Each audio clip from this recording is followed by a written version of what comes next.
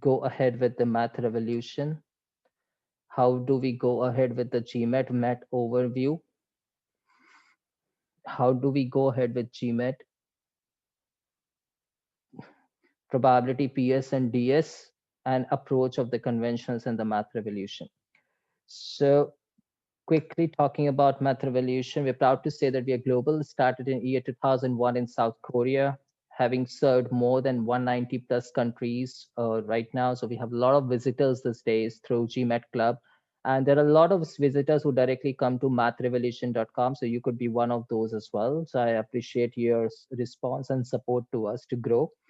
We have a members across 130 plus countries, and to be very much, it's a proud to share this good news that next week we are crossing this number of 130 plus to 145 plus. So that's a kudos for Math Revolution. Yes. Achievement. I'll not talk much about the achievement of Math Revolution, but again to highlight, it's more than 90% of the students of us who have scored 49 out of 51, which is a dream score for every student. And it's about like more than 41,000 students we have right now. We officially launched our website math revolution, which is a global website to access in the year October 2015. Our goal of a GMAT math score is very simple, which is not which is goal of every single aspirant. We don't cater the services only to score 45 pointers, but it has to be somewhere 50 and 51. So what is it that can make your life easy to score 50 and 51 are the two basic approaches, the worldwide globally invented first kind approaches, which are variable approach for DS and IV approach for PS. My next webinar is all about the variable approach for DS. So please, you could always, register for those once the line is open. And if I talk about the person who is the mega mind master behind this is Max Lee. He's a founder and CEO of Math Revolution.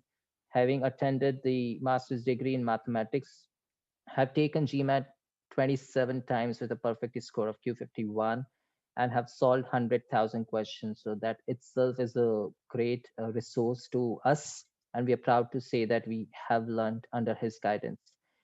Characteristics of Math Revolution, the two major is the uniqueness, because we are the world's first variable IV approach holders and the math skills. So we always say this, and we are always up to it, that to learn our approaches, which is a variable approach and IV approach, you need not have to have the math background. So anyone who is from a non-math background can easily understand this. And quickness and accuracy is one pointer that we have faced, and absolutely talking to various diversified students across the globe. So if you have a 10 minutes time or 8 minutes time and you've been left with a lot of questions, how to proceed in during those 10 minutes is spherical pressure pointers, and how to be sure that you're marking an accurate pointers onto it is one thing.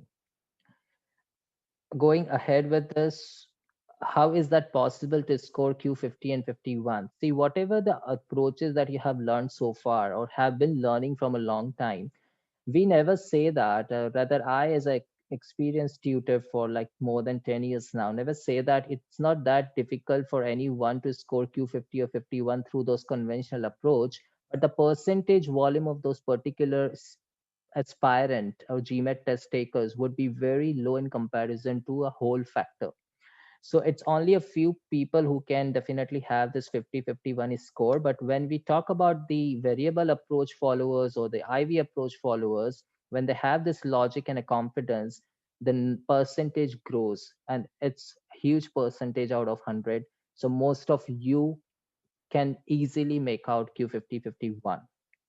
Let's just start with something. I know that particular topic is all about probability, but this is one of the topic which is very crucial to understand and learn, because if you don't learn this, then it would be real difficult for you to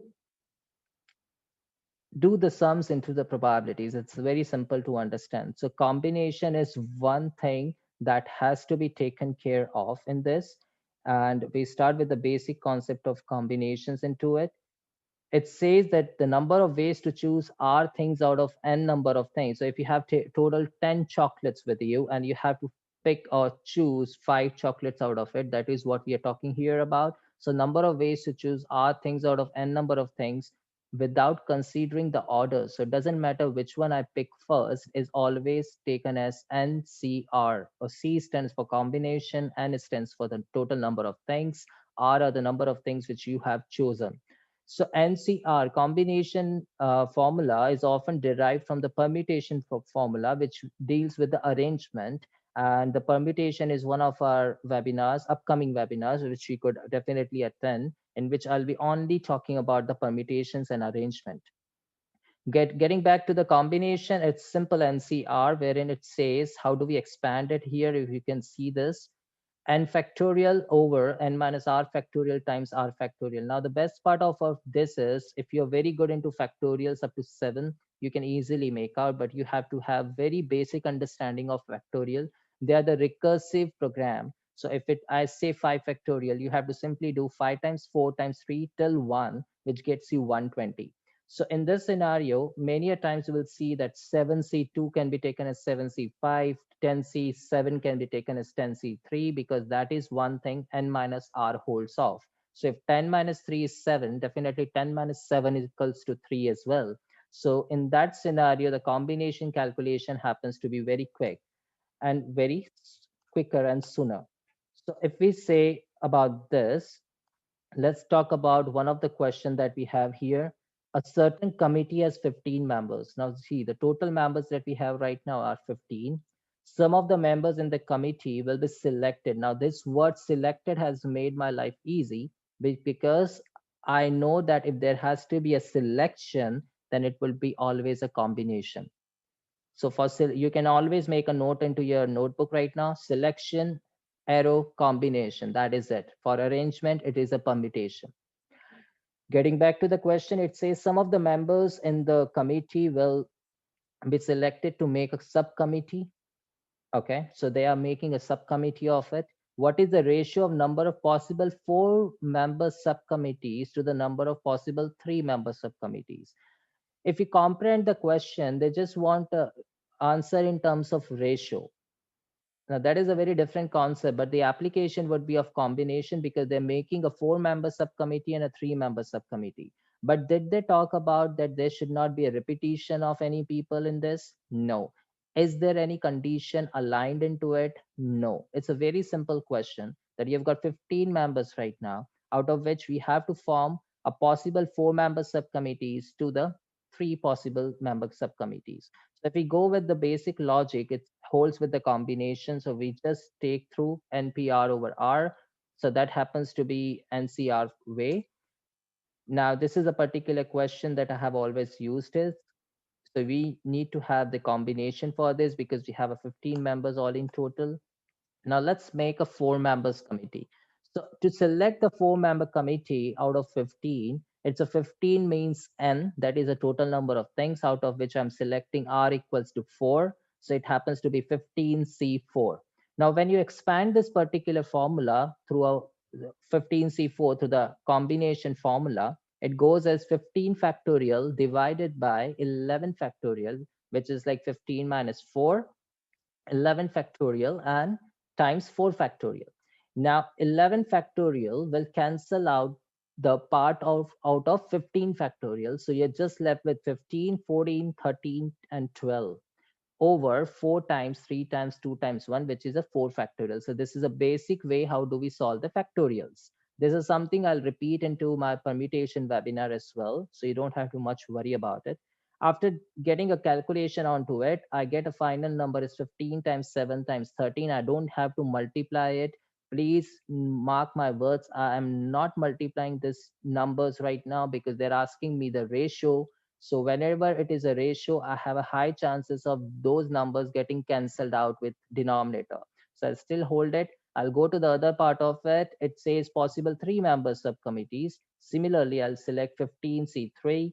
That happens to be 15, 14, 13 over 3 to 1. I get 5 times 7 times 13. So now this is wherein I stopped you multiplying itself, because the 7 and 13 will, I'll take the ratio. So 7 and 13 cancels out each other, and my number left outs are 15 is to 5, which is 3 is to 1. I mark my answer as D, and I'm good to go with it. So our first question is solved. This could have been done much easier. The explanation to this by me is given. so that everyone can understand it clearly. So I'm taking a time. But for you, when it has to be solved, it is just a two-line question that you can make out. So that's a pretty easy question. Let's go on to the definitions of events and probabilities. And when we talk about this, what is event? So a particular set of outcomes of an experiment or a trial to which probability is assigned. Now see, understand, when we talk about an experiment, it could be either a tossing of a coin, or maybe throwing a die, or it could be anything that can happen, has an action and has a finite number of outcomes, is called an experiment or a trial. When we talk about an example, it says choose one ball out of five balls which are numbered 1 to 5. Now, see, choosing a ball is an experiment right now. So, and we have total five balls with us from number 1 to 5. So, a complete set that I have right now, it says U is equals to 1, 2, 3, 4, 5. Event E, which is a even integers, if I have to just find the even integers into it, that is my event, then I'll say 2 and 4 are chosen. If my event is of prime numbers, which I denoted as F, then I'll just choose 2, 3, and 5. Let me recall a fact that 1 is not a prime number. So I'm sure you all know it, but just to recall it. So if we go ahead with the same, probability is the chance that an event will happen. So what is the probability that it will rain today? What is the probability that it may rain after a month? So there are a lot of things that you could possibly guess on a random site. That is where, I'm so sorry, that is where we talk about the probability, and we denote it by P of E. E is a event. So if you say E is a event, then at the same time, the chance of that event not happening is also decided. So when you toss a coin, you always have a chance of either getting a head or a tail. So if 50% chances are there to get a tail, then 50% of chances are there to get a head. When I say getting a head is a 50% chance, that means getting not a tail is also 50%. So E complement is always given as a complementary event for E. We'll come to that in the later part of our seminar today. So it says P of E is the number of times event E happens over the number of all possible events. Now see why the combination is required, because before getting into calculating the desired outcome, which the question has asked, you should be very sure of how many possibilities, or in all possible ways, you can do that particular action. So suppose if I say you have to draw one of the card out of a pack of a 52 cards. Now there are 52 ways you can draw one of the card. So that is your possible event. And when you have a desired event into the question that that card should be a king or a queen or a jack or any number as such, then that is what your numerator happens to be. Also, to make sure that probability can never ever be greater than 1, just make sure this. So if you are by mistakenly has done some calculation where the answer is coming more than 1, just stop yourself and recheck. So over here, if you take an example, I have to choose one ball out of five balls. So my numbers are 1 to 5, but the desired outcome is like I need a even number balls. So there are only two possibilities that I can give me even number, which is 2 or 4. So my total sets here is 2 out of 5. So my probability is 2 over 5. Let's apply this particular question examples to one of the question right now, which says John wants to make a pendant accessory in a line using two red marbles. Yes, Vish, the recordings will be available for the review, so you don't have to be afraid of it. It will be always uploaded to our YouTube channel, wherein you can always look at it. Okay, getting back to the question, John wants to make a pendant accessory in a line using two red marbles and two blue marbles. Now understand there are two red marbles, which is one entity. There are two blue marbles, which is another entity. And now it says, what is the probability that the two marbles in the middle of the accessory will be red? So there is always a condition attached to it now. Don't get confused. It is not a conditional probability. I'm not talking about those. It's the basic condition they want to choose something out of the given things, but there is a specific way they want it to, and that specific way is two marbles in the middle of the accessory will be red. So if that is the case, that there should be two marbles in the accessories will be red, then how to go ahead with this? So we understand this is a probability question right now.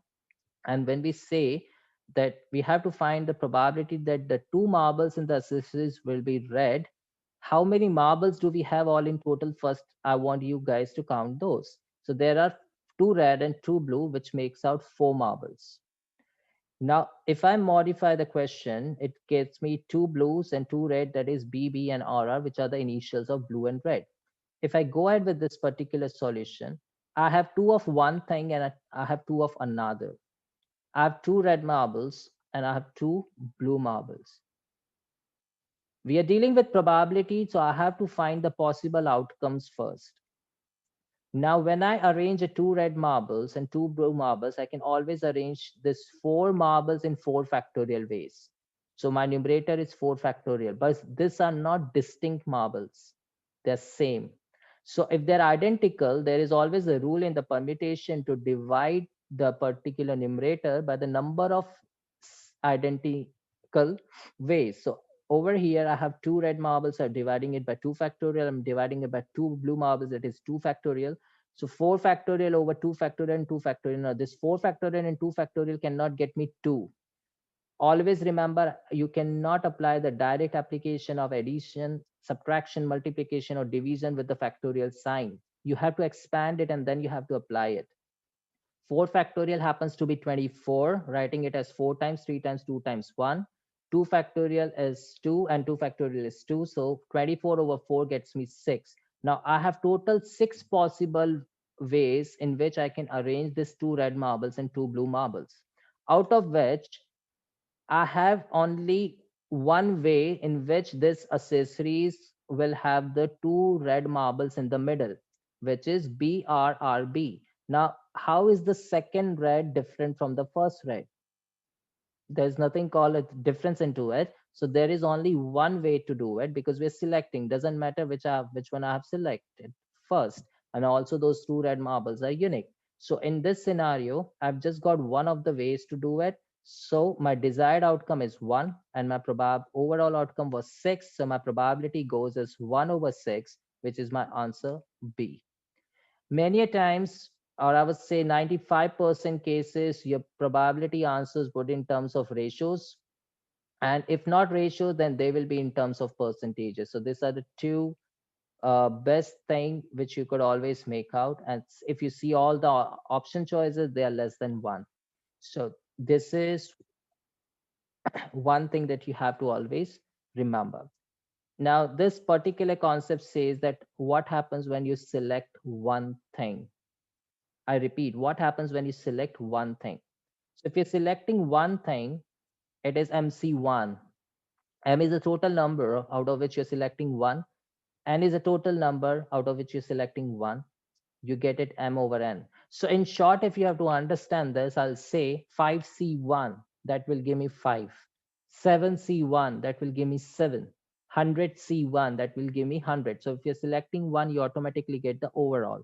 So M is the number of time event E happens. N is the number of all possibilities, because we are dealing with PE here. M is the desired outcome, N is the total possibilities.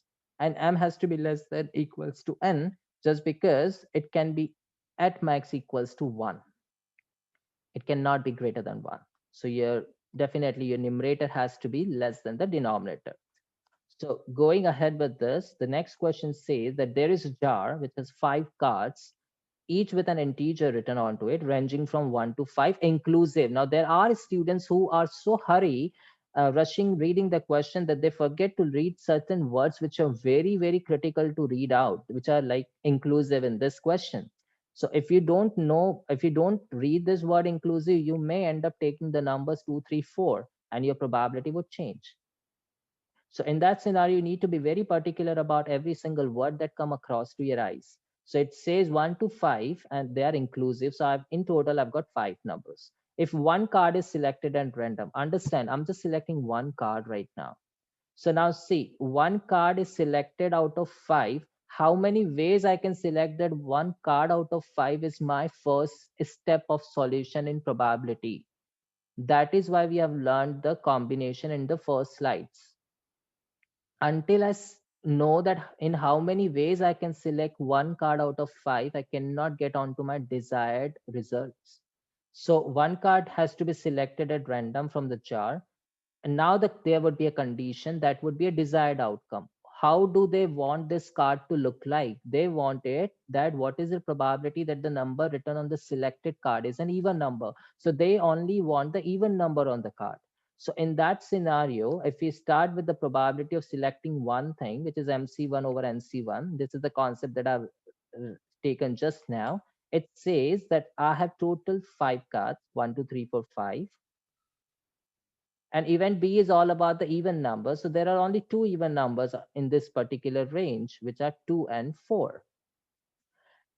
So if you have to select one card out of five, that becomes 5C1, which means 5. And out of these two numbers also, you have to select just one because you have been just selecting one card. So either it would be 2 or either it would be 4. So it happens to be 2 over 5. So my probability goes as 2 over 5. Now, what if you're selecting more than a thing? Because when we were selecting one thing, it was directly 5C1, 7C1, 2C1. But if it is more than a thing, then it's always an R. So this is, now see, understand. NCR is something which we have already read in the first slides, which says the denominator. The same combination is applied onto the numerator as well. For your better understanding, you could always make a note of this. 1 is less than R, which is less than equals to M, which is less than equals to N. One of the quickest way to solve the probability range questions. Okay, going ahead with the question. There are 12 marbles in box B. So there is a box which has got 12 marbles into it. 5 of this marble belong to Tom. So there is a person whose name is Tom and he has got 5 marbles out of those 12. So we can definitely figure out that now we have two groups. Tom has 5 and 7 are still left out. If you're picking 3 marbles out of box B, now when you say that you're picking 3 marbles out of box B, do you know, are you taking these 3 marbles from Tom or are you taking from the left out 7? We don't know anything right now. But this is something probable action that can happen.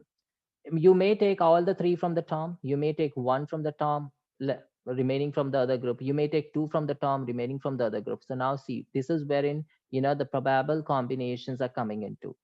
What is the probability that the 3 marbles selected will not belong to Tom? So now if you go ahead with this particular question, this is the basic format of this particular question that can be applied. You're selecting more than a thing, which is MCR over NCR. Now you know how to expand MCR and NCR, so that's not a big deal or issue for us. This is a basic question format that says we need to find the probability that those 3 marbles which are selected are not from the Tom's bag. And Tom has got 5. Now understand, this is something which I've told you. 5 marbles belong to Tom's. The 7 other marbles which are away, which are not from the Tom's bag or which do not belong to Tom. Now, before going ahead and picking these 3 marbles not to Tom, we need to do one thing. We need to find the possible ways to pick those 3 marbles out of box. Now, we have total 12 marbles, out of which I have to select 3 marbles. So selecting the 3 marbles out of total 12 marbles will give me the possible outcomes of how do we have picked 3 marbles out of it. So that happens to be 12C3. Solving 12C3 quickly is just see this number called 3 and write the 12 in the recursive manner in terms of up to 3 factors. So that happens to be 12, 11, 10 divided by 3, 2, 1 because that's a 3 factorial. So that is how we solve the 12C3 number. And as the question says that I need the 3 marble selection from not from the Tom, then this 3 has to be selected from the left out 7 marbles, which is 7C3. So my probability goes as 7C3 over 12C3. Now, let me tell you one thing before we move ahead. There happens to be an instances wherein it is quite noticeable that the options are not simplified and they end up with the letter C. So always make sure while we read the question and before going to start the solution, just have a look at the options. How do they look like? For the larger number, GMAT won't let you solve or won't ask you to solve the bigger factorials. So they may end up giving you the answers into terms of C and P. So just make sure that as well.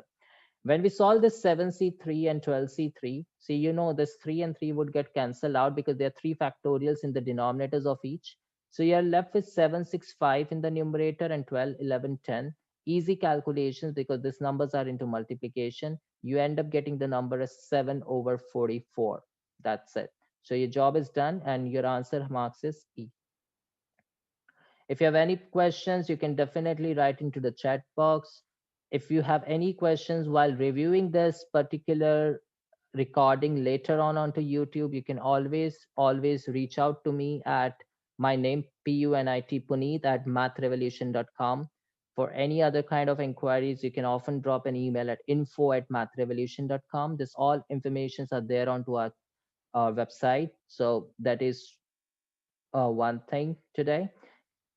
Let's go ahead with this, with or without a replacement. Now this is a most crucial point, because when you replace something, it still remains the same, but when you don't replace, it bound to lessen. So if I got 5 balls and if I pick one, if I don't replace it, now from the next drawing I'll always have 4 balls.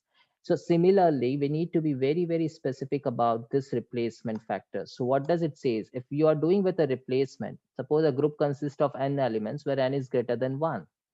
So first selection has been returned to the group or has been replaced. So your probability of selecting the first item still remains 1 out of n, but the probability of selecting the second item also remains 1 out of n, because that n is not n minus 1 now, because you have replaced it. So if it was 5, it is still a 5. If it was 11, if it is still a 11 in total. So if we go ahead with this, without a replacement part, it happens to be 1 over n for the first time, but the second time it would be 1 over n minus 1, because now the ball that you pegged already, you have not kept it back in the box. So if it was 11 at the start, now you just got 10. Then it goes 9, that it becomes 8, and this is how it goes on. So you need to be very aware about this, and let's have the application of that concept on this question. There are 5 red balls and 6 blue balls. My mindset says there are total 11 balls. So this is how quickly you need to do the solution. When you read the question, there are 5 red balls, R equals to 5. There are 6 blue balls, blue equals to 6, total equals to 11. Always pause yourself while reading the question. You won't get anything reading the question in one go. You again have to jump back to the question, rereading it. So much better to avoid those particular time clashes. It's much better to read the question patiently. So there are 5 red balls, 6 blue balls. One ball is selected at random from the jar and then replaced.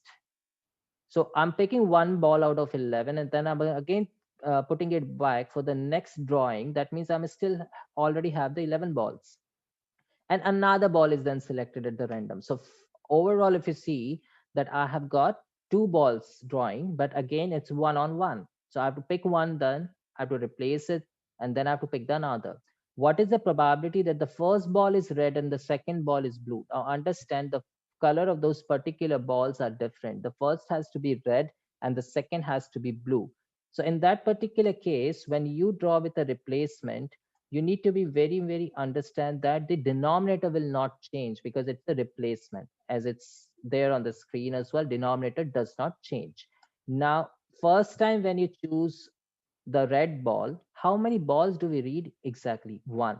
So those one ball selection is done from 5 red balls. So this is the same concept that we have run recently, selecting one thing. So that happens to be 5C1.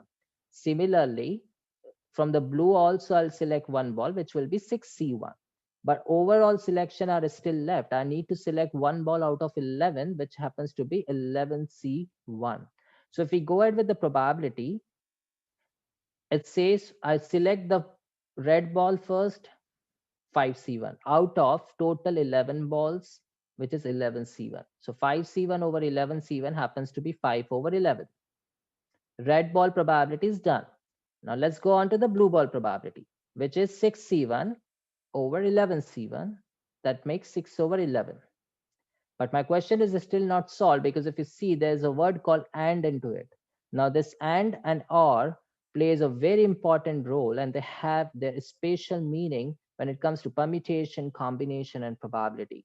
So, and is when you take in together everyone, everything, all you considered, so that's a multiplication. Or goes as a either condition. So, either you choose one or other. So in this scenario, they say the first ball is red and the second ball is blue. So I have to multiply this probabilities, which is 5 over 11 times 6 over 11. 11 squares happens to be 121. 5 times 6 is 30. My answer goes as E. So there are three things which you have to pay attention here. One is the word replaced. The second is, first is red and second is then the blue, and third one is the word and. Now let's talk about the same example, but with another word. The quantities are same. We still have the red as 5, blue as 6, total 11. One ball is selected and it is not replaced. Now what happens when the ball is not replaced? Your denominator changes. And when we say that the denominator changes, your particular denominator will change in the second calculation. So your solution starts at 5C1 over 11C1. That happens to be when you draw the first red ball. Now, when you're about to draw the blue ball, what you have noticed is that you have not put back that particular red ball into the jar. So now your overall total balls are not 11, but those are 11 minus 1, which happens to be 10. And now when you will select a ball out of 10, you will have a total possible outcomes at 10C1, which is your denominator.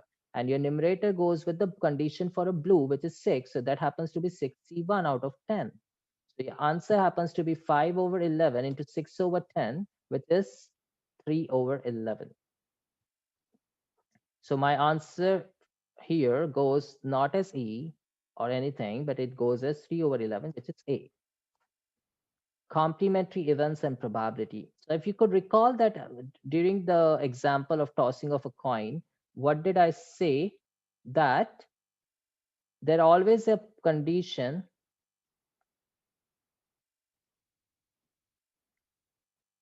with replacement. Can't we write 5C1 into 6C1 over 11C2?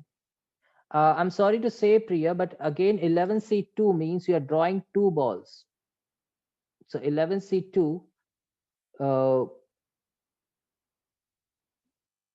uh, you cannot write 11C2 because you're drawing one ball. 11C2 means you're selecting two things out of total 11. But the question was all about one. If you try 11C1, you have 11 ways. If you do 11C2, then you have got 55 ways to solve that. So 11C2 is not the proper way to do it. It has to be always into the inferential of 11C1. I'll take care of that, Nipun. First, thank you so much for that. I'll be marking that particular thing and going on to the next slide slowly. Okay, coming back to the concept of complementary events and probability. Complementary event always forms from the event that we are dealing into, right? So how does it says, when an event happen, it's not, see, if you say that this will definitely happen, you are 100% sure of it, so the probability goes as 1. And if you say it will not happen, it becomes 0. But what if from the 0 to 1 in the range? So probability is, range is always greater than equals to 0 and less than equals to 1. So if you have 30% chances of something to happen, at the same moment you have 70% of chances of that particular thing not to happen. And that not relationship is called as complementary. So if a possibility of a occurrence of an event is E, we write that the possibility of not occurring of a same event is E to the power of C. Instead of C, you can always use a dash as well. Even that is termed as a complement. So if we, so this is C. Let's say there is an event E, probability of event E occurring is P of E. Probability of event E not occurring is P of E of C. Now, when you add up these both probabilities, the sum would always be equal to 1. So there would be many questions in probability therein where you would see that if it is asked that what is the possibility of drawing a red ball, and what you guys do is you do probability of not getting a red ball, and then you subtract that out of 1. So you do 1 minus not a red, that happens to be red. 1 minus red, that happens to be a not red. So this is a quick logic that we apply looking at the question types. So this is one concept: P of E plus P of EC is equals to 1.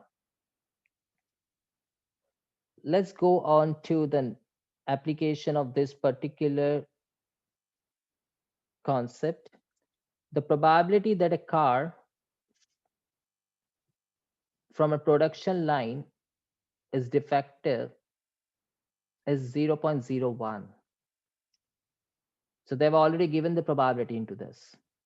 If two cars are produced from the same line, what is the probability that the first car is defective and second car is not defective? Understand this. The second car is not defective, but the first car is still defective. So when they say that the probability that a car would be defective is 0.01, which is a 1%, definitely 99% chances are that it is not defective. And now when you're choosing a two cars from the same production line, so if this is a line that I read about, find the probability that the first car is defective but the second car is not. The probability that a car from the production line is defective is 0.01. So probability of a defective car happens to be 0.01.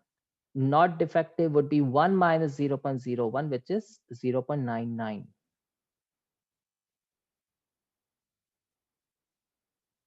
Now, when you need a two cars, so see the word is and here. The probabilities are multiplied. Probability of the first car is defective, that is 0.01. Probability of the second car is not defective, 0.99, which happens to be 0.0099.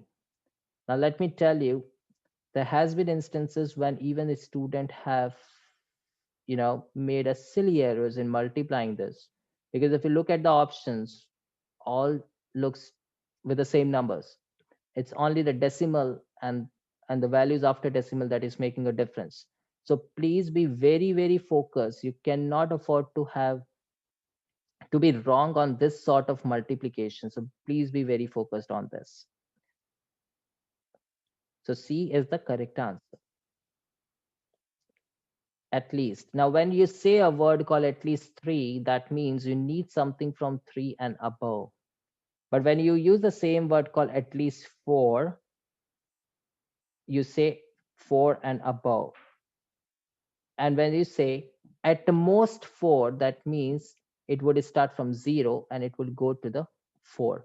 So this is also one of the key words that we always deal into. So let's talk about the at least probability here first.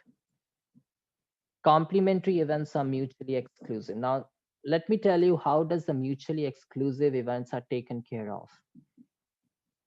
Anything that cannot happen simultaneously is mutually exclusive because they're not mutual. As simple as this. Mutual are together. So anything that can happen independent of each other, or they cannot happen simultaneously. Not the independent of each other, but they cannot happen simultaneously. So if I throw a coin, indeed, if I toss a coin, and if it's a head right now in front of my eyes, it cannot be tail. So I cannot get head and a tail at the same moment. So in that particular case, you need to understand that that's a mutually exclusive event. There cannot be something common. So probability of an event happening is equals to 1 minus probability of an event is not happening. So you could always say that 1 minus number of non-relevant events over total possible events. That is what we called as. So this is one of the way to calculate the probability as well. In a certain club, 4 are men and 3 are women. So M equals to 4, W equals to 3. Now, if 2 are chosen to organize the club, now did they say it has to be a man? Did they say it has to be a woman? No, but they just say there has to be 2 people who has to be selected. Okay. What is the probability that at least one woman becomes an organizer? Now, see, when you say at least one, how many maximum you can have, that is what you have to decide first. Before you jump to the solution, first decide how many maximum people you want to have in the club. Two. Now you are selecting on a woman's category, at least one. So how many maximum women you can have? Two. So in this scenario, the possible cases has to be taken care of. In this way, what we could do is, one way to do this particular question set would be, I can select one woman, but now the people are not two. So the remaining one person would be selected out of four men. So that is one case. The other case would be, both of the women are selected from the women, so 3C2. And you need to add on this particular probability. Another way which you could try here would be, so how many ways you can select the two people? So there are seven people in total, 4 and 3. So that is 7C2. So non-relevant events would be no woman, because probability is asked about woman. So non-relevant would be no woman. That means only men. So if you pick two men out of four, which is 4C2 here, the probability of selecting at least one woman would be 1 minus probability of selecting only men. And probability of selecting two men are 4C2 over 7C2. So when this is C2 and C2 is common, that means the denominators are same, which is a 2 factorial and 2 factorial gets off. You get 1 minus 4 times 3 over 7 times 6. We can easily solve this 1 minus 2 over 7, which happens to be 5 over 7. Your answer is A. So now this is a particular way, I would say, wherein you could apply this sort of application, wherein you do 1 minus of non-happening of an event, or how 1 minus of happening of an event. This is one of the very important formula that we often deals into sets, but over here it has all associated with the probability. It says probability of E or F is equals to probability of E plus probability of F minus common probability. And E and F are two independent events, or they're two events. So now let's talk about one thing which is very important to solve a DS question. So far we have dealt with a lot of PS, but this is a variable approach. So before I apply this approach, I quickly want to discuss on this. There are three steps that we have to always follow. So we modify and recheck the original condition, that means the question. And there are a lot of possibilities that, when you modify and recheck those, it automatically matches to your given condition number 1 and 2. So you always starts with modifying and rechecking it. So that's the first step and most important step. The second steps are, check the number of variables and the equations you have in the original condition. So suppose the question is talking about x and y are integers. So there are two variables, x and y. The sum of two integers x and y is 21. So now there are two variables x and y with one of the equation x plus y equals to 21. So this way we check the number of variables and equations in the original condition. Once you're done with that, you need to try to match the number of variables with the number of equations all in total. So you have two condition statements, statement 1 and 2. They will give you one condition each. So you have two conditions, and then you have two variables or three variables, and this is how we make out the variable approach. So if there happens to be a two variable and you need two equation, most possible or likely answer is C. If there are three variables but you have just two equations, then most possible answer is E. With the key questions, which you can only master after having gone through all the variable approaches lessons onto our websites, you will understand that in the key question, when you feel that the answer is C, but it ends up as A and B, so those are the traps, and which can be only mastered after learning this approach. So this is the first approach. And these are the three principles which we'll always see during our solution. Choose the most likely answer without any solving. Yes, you don't have to solve it. You can definitely get on to pick the likely answer and solve there. And you can just mark your answers. So, in what all conditions I'll say you can mark your answers? The number of remaining questions are more and you have just 2 minutes or less per question, so you cannot accurately predict the time left, or you don't have enough time. Always choose the most likely answer. Don't leave the question. Mark answer as most likely, because you'll have the variable approach support if you have learned it.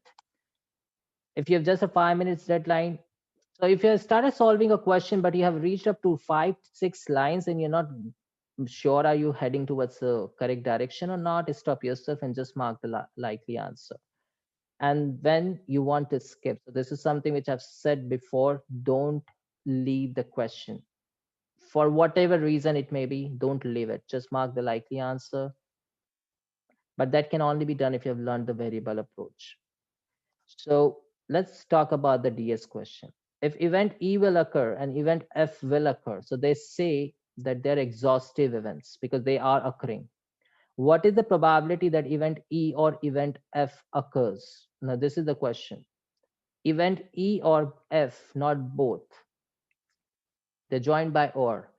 Now, we have two statements to it. First is the probability that event E occurs is zero point 0.6. The probability that event F occurs is zero point 0.7. Now, definitely I'll be solving this particular question only through the variable approach. And when I say the variable approach, I'll just see the particular formula, that is probability of E or F is equals to P of E, P of F minus both, which is mutually. Now, if I have to find out how many variables are there, very simple. You have to find probability of E or F. So that is P of E union F. Now, when you have to find P of E union F, you got four variables all in total. Now, don't you think that these four variables were always there during your every probability DS question? And one equation is already there. So you know this, that there are four variables and one equations. Those four variables are this, which are written in the bold black. And one equation is the relationship between them. So now when I have a four variable and one equation, I'm still short of three more equations to solve it. Now these two particular conditions will give me one equation each.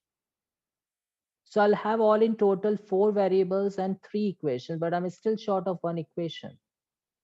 So my answer is E. Simple. Have I started the solution? No.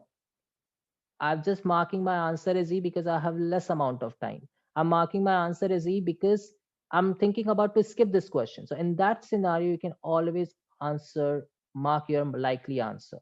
Secondly, when you know that the answer is E, there's no point of checking the individual conditions and then prove yourself that they are not sufficient. Combine them both, because your answer is E, which only happens when you combine both the equation, and that is insufficient. So directly start your solution with C, considering C as answer, which is not the answer, but you're starting your solution from there. So you combine both the equations. So your P of E is 0.6 and P of F is 0.7. Done. This was what the condition said. I know PE, I know PF. How about their together occurring? I have no idea about when they occur together. PE and F occurs. So if I have a still two unknown variables here, I cannot solve this. I can just write them in terms of each other. So my final answer goes as E, which I already marked before starting the solution. But I wanted to show to you guys that E is the answer. I have solved it. Otherwise, if I would have been taking the GMAT right now, I would have been there on the third or fourth question from here. So this is so quick, and this is wherein we say that learn the variable approach for your Q50 or 51 marks. Let's go on to another question for independent events. Now, what do you understand by independent event? Have you ever thought about this, that how could two events be uh, independent of each other. P of E and F is equals to PE and PF. Deepak, that particular concern would apply here if they're independent. So E and F is not always PE and PF. If they're mutually exclusive, then only you can take that condition. So now let's go ahead with this. Independent event. The occurrence of event E does not affect the probability of occurrence of event F. Yes, so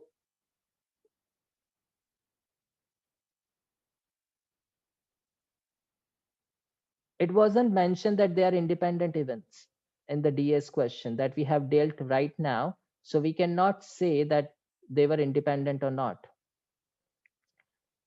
So now the concern is, this is what Deepak is talking about, that can't we take this P of E intersection F is equals to P times P of F in the last question, but it was not at all given that they were independent events.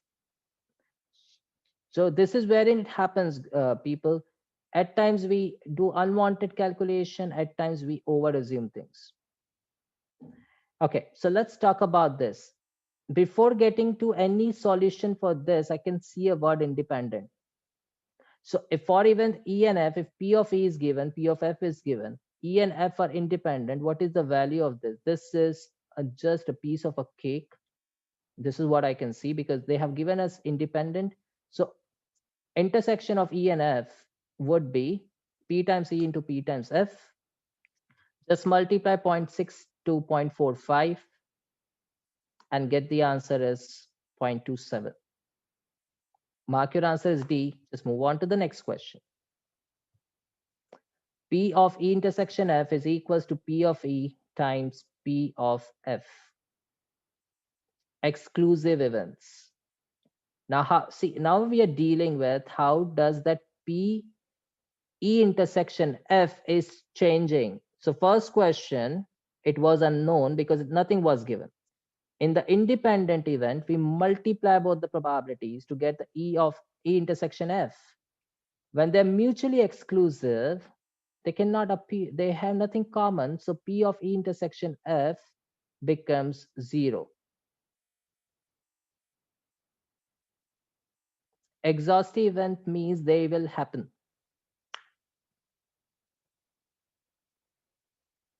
They occur. This is what the exhaustive means. Okay, so if two events E and F cannot occur at the same time, then they are mutually exclusive event. If they are exclusive event, mutually exclusive, their intersection happens to be 0, which is an empty set. If it happens to be 0, your formula has been reduced to just P of E plus P of F. Now, this is something which is very important I would like to talk about, so please pay attention to this. Your percentages are often mentioned in terms of ratios, which we deal into rates, and they talk about proportions finding. We end up calculating the fractions, which is how the probability look like.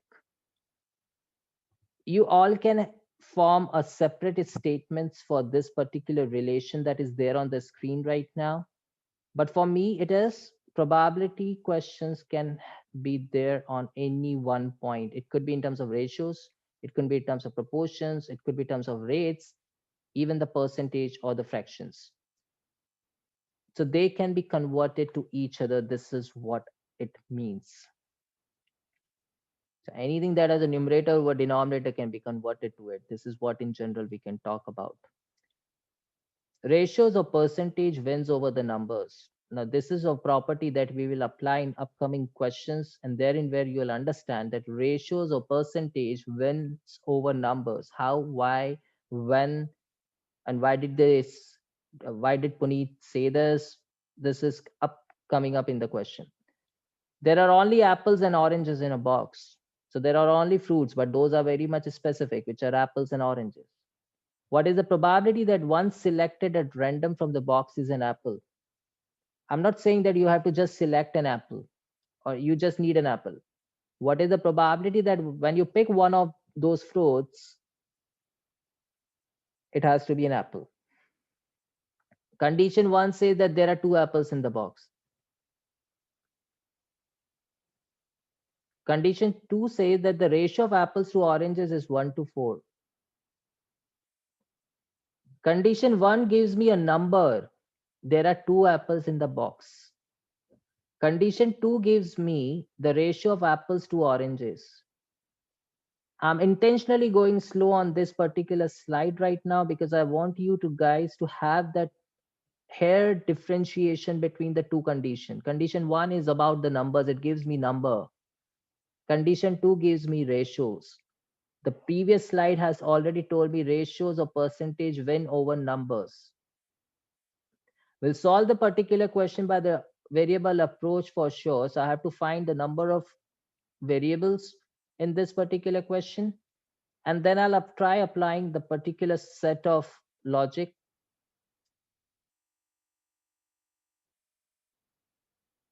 There's no rate here, Deepak.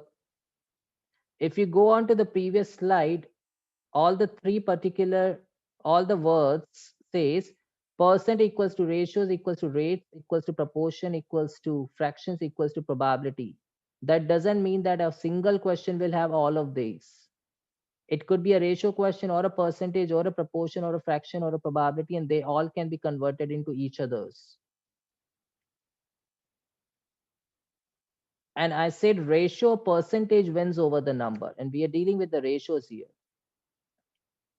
So if we go ahead and solve this particular, okay, was checking in general, what do you mean by rate? Now rate is, I can define rate by many terms, like 5 kgs of banana are bought at $2. That is the rate I'm giving it to you.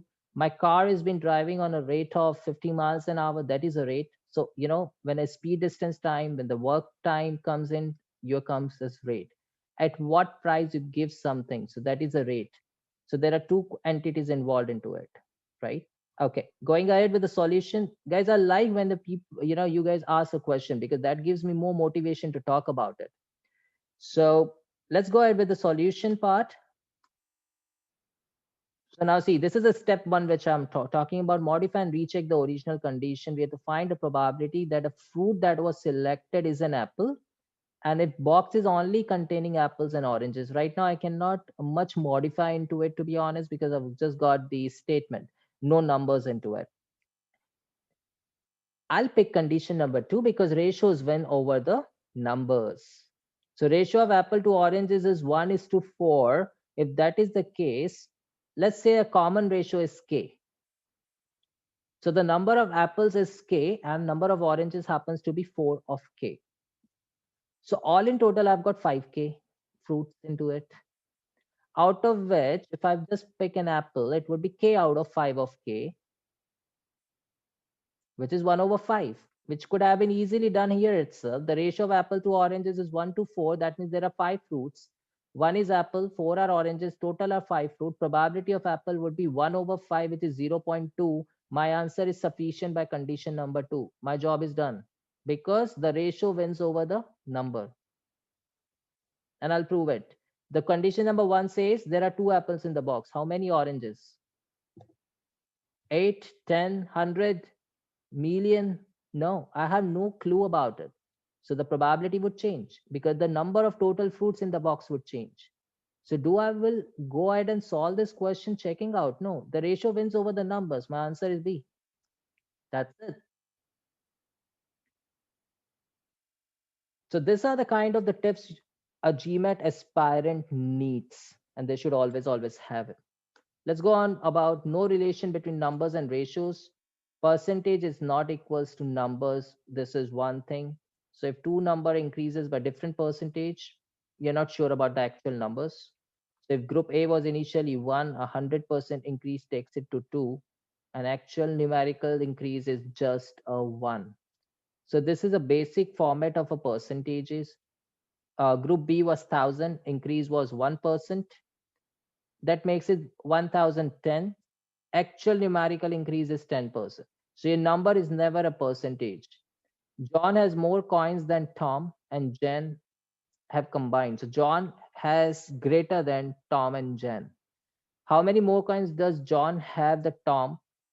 So now they want to know how many more. John has 20% more coins. So we have two conditions with the percentage. Just apply one thing. in this particular set of question, the condition is given in terms of percentage and they're asking in how many more coins in terms of numbers. Percentage is not equals to numbers. You cannot get the answer. Mark your answer as E. Now, to prove that this works, I'll just go ahead with the application variable approach. Let's modify, like John has X coins, Tom has Y, and Jane has Z coins with her. We have three variables X, Y, Z, no equation. We need three more equations to solve this question. I can just get two equations out of these conditions. My most likely answer is E, which I already told you before solving the question. Now I'll just, so if it is E, no solving of first and second separately, just combine them. John has 20% more coins than Tom. Do we know how much Tom has? Tom has 20% more coins than Jane. Do we know how much Jane has? So your answers would be in terms of each other. See, X is 1.2 times of Y, 20% more is 120 over 100. Tom is 20% more than Jane, Y equals to 1.2 Z. So X will become 1.44 times of Z. But what is this Z? Do we know this? No. Until we know this, we cannot get anything for in terms of numbers. So how many more coins? I don't know. My answer was E just after reading the question. If X is 20% greater than the sum of Y and Z, what is the value of X? Question is in terms of percentage. One of the condition is 2.1 times. Another condition is percent. Let's go with this particular question. You have how many variables, but before that I have to modify because it says X is 20% greater than sum of Y and Z. That means X is equals to 120 over 100 times of Y plus Z, which is 1.2 times of Y plus Z. So this is called as modification of the original condition and the question. Now if you say we have two variables, no, we have three variables X, Y, and Z, and we have one equation which is X equals to 1.2 times Y plus Z. So I have three variables and one equation already. I just need two more equation, which should come from where? It should come from first and second. So my answer would be C. So now when I know that answer would be C, then it is to be combined and solved. So when I combine and solve this, I know X equals to 2.1 times of Z and Y is 25% less. That means 75 over 100. So 0.75 times of Z. If you substitute these values into the equation X equals to 1.2 times of Y plus Z, in place of Y, you can just substitute the value of 0.75 times. After solving and simplification, you end up getting X equals to 2.1 times of Z. But the question is still, what is the value of X? I told you numbers and percentage are not equal. Answer is E. So from last two questions, I'm just applying the variable approach and getting just my answer. I'm here to show you that, it works. So, get onto the website and start learning the variable approach to hit Q50s. The ratio or percentage win over the numbers. This is again, I'll repeat. So one condition with the numbers, another with the ratios or percentage, it will be the most. So here, one is the ratio, another is the number. A should be the answer. So of the members in a certain fitness center, 20% are enrolled in a health program and 15% are enrolled in the swimming program. So in this particular question, if we go ahead, if we just look about the condition, the likely answer goes as A because it deals with ratio. If I have to solve this particular question, I know that, the what percent of members in the fitness centers are enrolled in neither a health program nor a swimming program they're talking about. Now, since it is a percentage question, the IV approach says that take it as 100. That's an IV approach, which is there on our website as well. So out of 100%, now this is this is a separated 2 by 2 table, or it's a complementary 2 by 2 table, in which if you find, now this particular question has a glimpse of everything that Math Revolution is proud of. 2 by 2 complementary tables, the IV approaches, the variable approach, everything is there in this particular question. That is why I've kept it in today's webinar. So it is started with a variable approach. Then it got with a tip of ratio wins over the numbers. Then we modified it. Then we applied the IV approach, which is 100% taken. Then we are applying the complementary 2 by 2 table. So swimming, once you complete this particular table, so 20% are enrolled in a health program, 15% are enrolled in the swimming program. What percent of the members are in this? So if you try this particular question, and if you go ahead with this, X percent, the percent of the members enrolled in neither a health nor a swimming program, this is what we need to find out. This column, not in a health, not in a swimming program.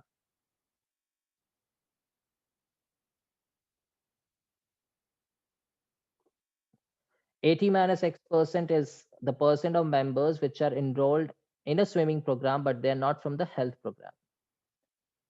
So you guys have to actually, because see, 20% enrolled in the health program. So 80% would be definitely enrolled in the, not, they're not enrolled in the health program. It says 20% are in health program. So 80% are not in health program. 15% are in swimming program. So 85% are not in a swimming program. So you need to know how to complete this complementary 2 by 2 tables, and we have a separate lessons for it as well. So after you complete this particular table, we deal with the condition number 1. So we just have to talk about the X percent here in the table. And condition number 1 says that the 1/5 of the members who are enrolled in a swimming program are also enrolled in a health. So they are dealing in a column in a row which says swimming and health. Swimming and health, if you see, is X minus 65%. So 1/5 of the X minus 65%. So that is a 15% of 1/5. That happens to be 3%.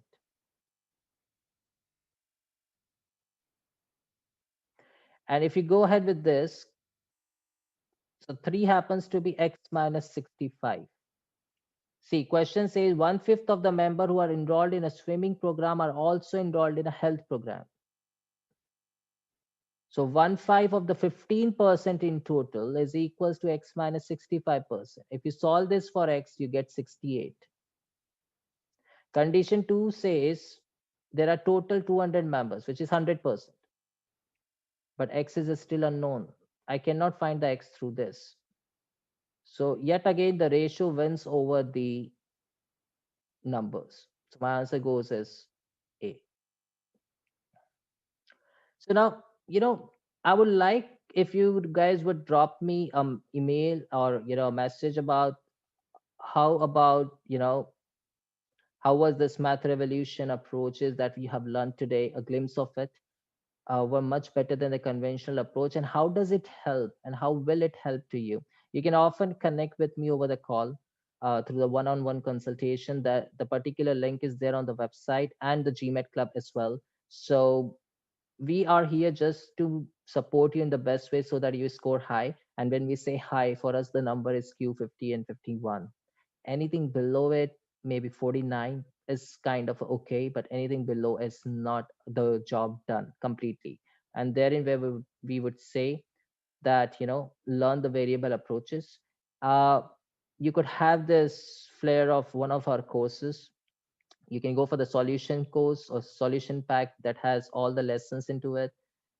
You can have a trial pack. Now this is for all the students so that they can have a hand-on practice onto it for 7 days, and they can have all this approaches learned along with the diagnostic test they can take care of. Shortcut is one of the most selling course of ours, because this is majorly taken from the students who are on the level of 44, 48, and they're still struggling to raise it to 49, 50, and 51. So for $69 you're getting a perfect score. If I were you, I would have just grabbed it all in 3 months. It's for beginners or who have just recently started or who wants to start in coming months. They can often go with such kind of approaches. Or the package ranges from 139 to 199. The more benefits attached to it can be easily seen onto the website mathrevolution.com under the pricing tab and on demand tab. And if you wish to learn through a private tutoring, you're most welcome. Just connect with me, understand how does it go, and then we could go upon. So that's not a lot to. In club we can redeem points for which of this course? Okay, so you will get your answer for this, Priya, right? And going ahead with this, I'll just want to say there is something called a 7-day money back guarantee. I mean, like, I've never seen, to be honest, that students are asking for the refunds, because if they're getting Q50, they won't, right? So again, that is one case. And if you, so this is something which is very helpful. Just register yourself with the Math Revolution for all the lesson learnings, for the free resources. You will never give up math after today's webinar for sure. So that is one of the point which is invalidated. You can never ever be satisfied with the mid 40s. So I want every one of you to be there on 5051. Your exam is in 2 weeks and you're at Q39 and 48. Priya, I would say if you could just register a call with me, and if you can connect with me, you can drop me a direct email on puneet@mathrevolution.com, or you can drop an email at info@mathrevolution.com. Connect with me. Let me understand the case, and then I'll brief you about it, how to score a 48 from 39 in 2 weeks. Yes, in 2 weeks. Okay. So that is one. And just let's go ahead. Yeah. So this is one thing that you would definitely, you can take a picture of it. Info@mathrevolution.com and puneet@mathrevolution.com.